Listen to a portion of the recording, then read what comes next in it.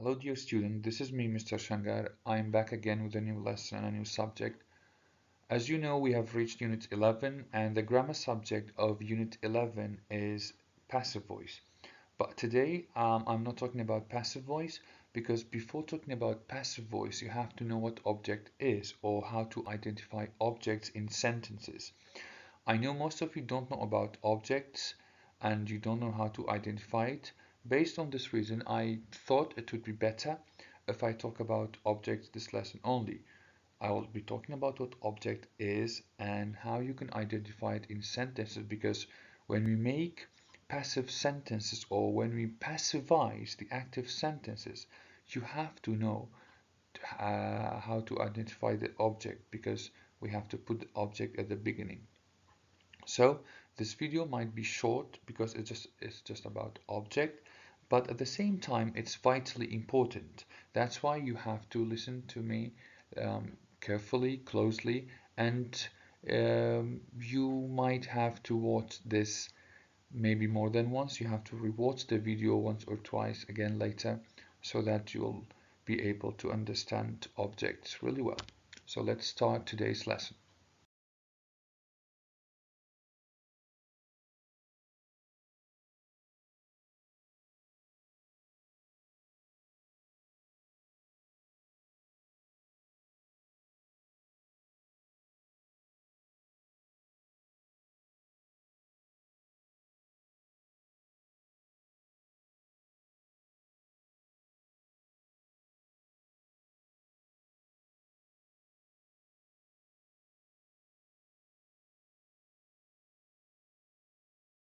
As you know, guys, object has got another meaning actually when it's used in everyday life. You know, object means anything that can be touched and it's not alive. But in grammar, object is different. So let's see what the meaning of object is in grammar.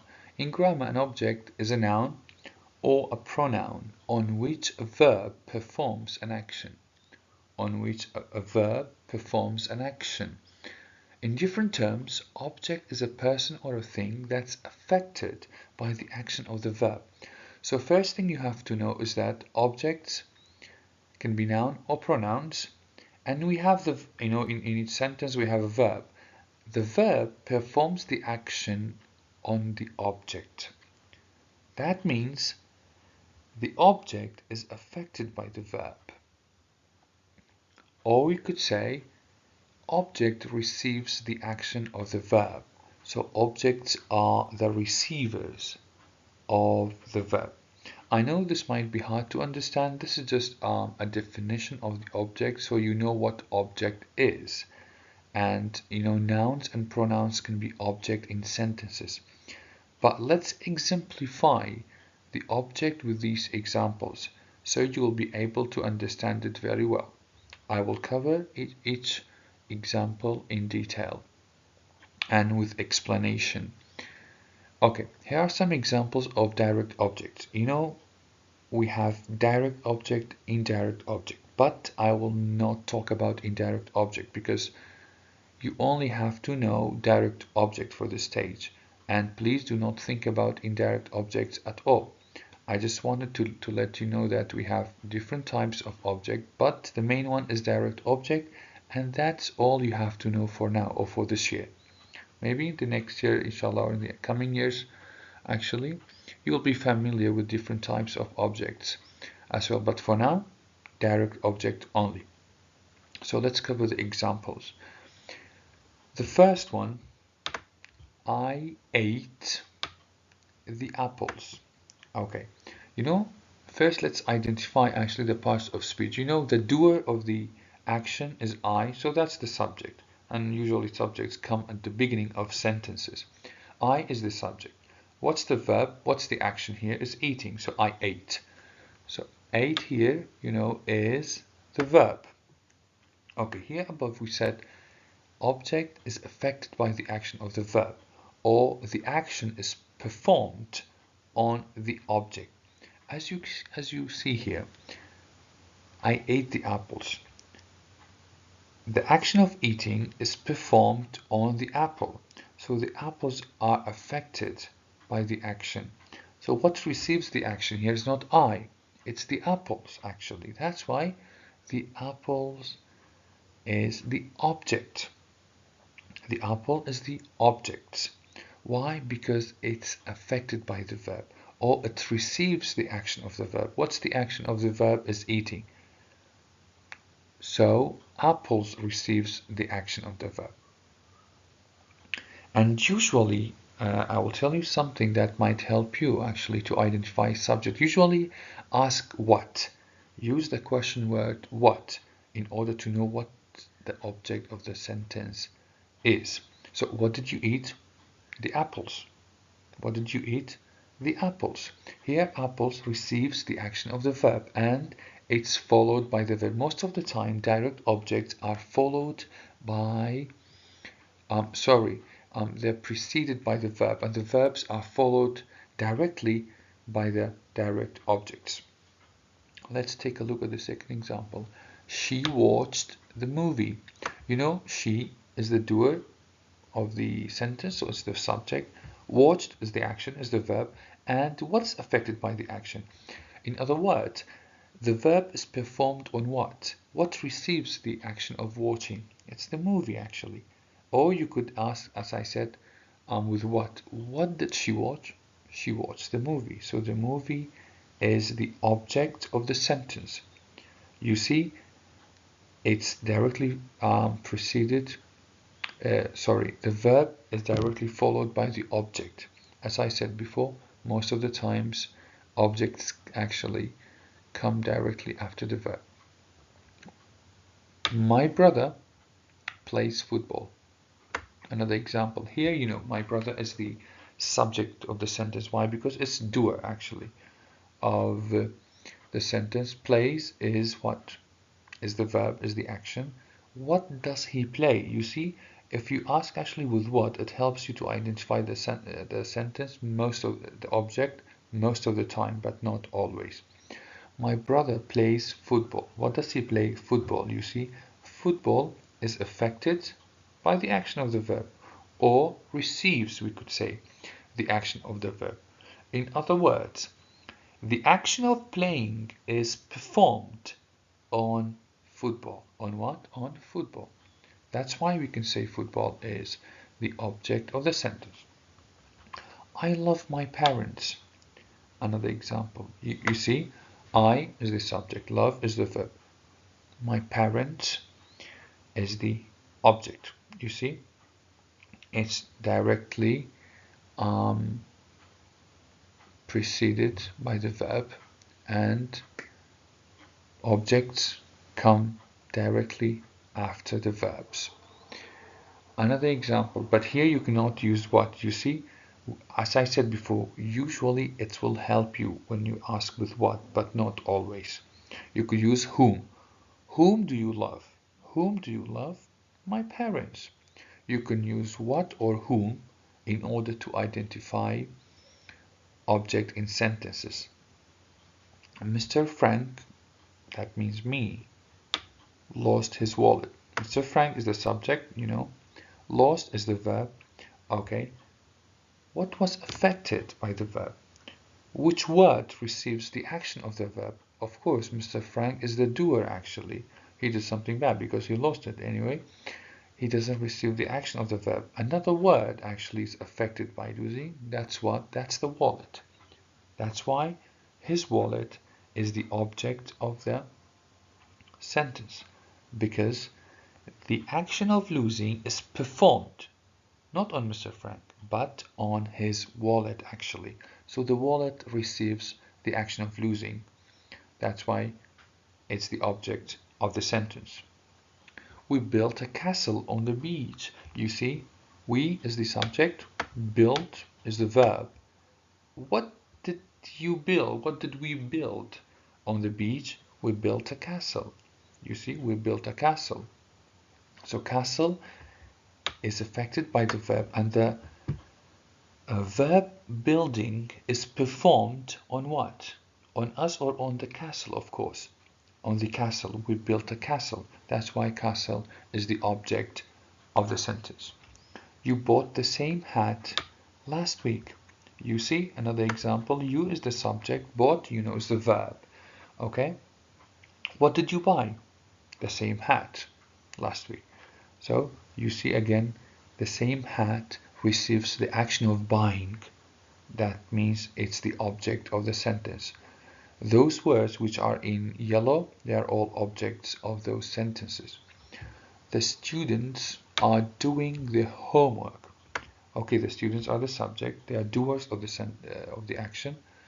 Are doing, is the verb, is the auxiliary, and that's the main verb. The homework. What are they doing?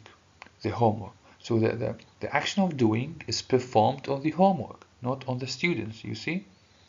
The homework receives the action of the sentence. That's why we actually we said it's the object of the sentence. I have made a promise. Again, what have you made? A promise.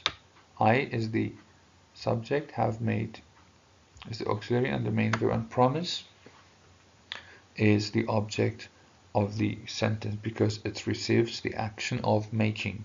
The action of making is performed on the promise.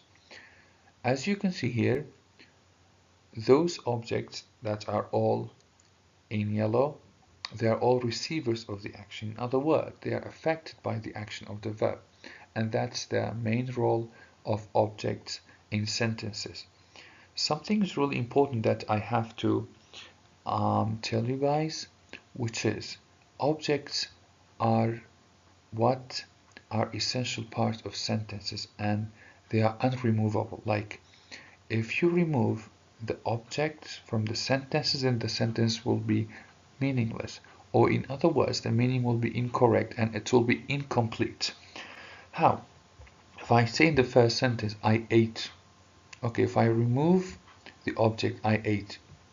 The listener is waiting for the speaker to say something else because the meaning is incomplete and it's not clear. You directly ask the listener, I mean, what did you eat? Right? You directly ask this question.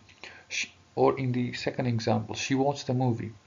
If I remove the movie, okay, she watched. The meaning here is what? Is not clear. Okay, and the listener is waiting for the speaker to say something else. What did you watch? What did she watch? The movie.